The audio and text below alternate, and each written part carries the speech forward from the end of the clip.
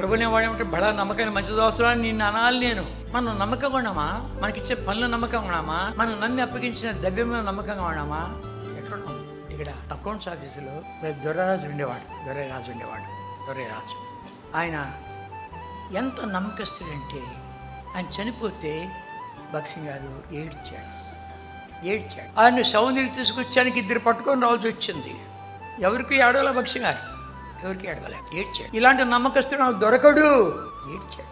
కారణం ఏంటి? ఆయన చనిపోయటానికి 5 పైసలు కూడా అకౌంట్లో వ్యత్యాసం లేదు, అంతా కరెక్ట్గా పెట్టేసి వెళ్ళిపోయాడు. చూసేట్టుంది.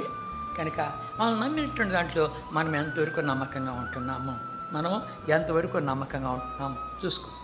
దేవా, నేను నమ్మకస్తునిగా ఉండాలి, నేను నమ్మకస్తుని, బలా నమ్మకం మంచి దాసుడా అని నీ ద్వారా నేను అనిపించుకోవాలయ్యా అను. అది కావాల్సింది నమ్మకస్తులు.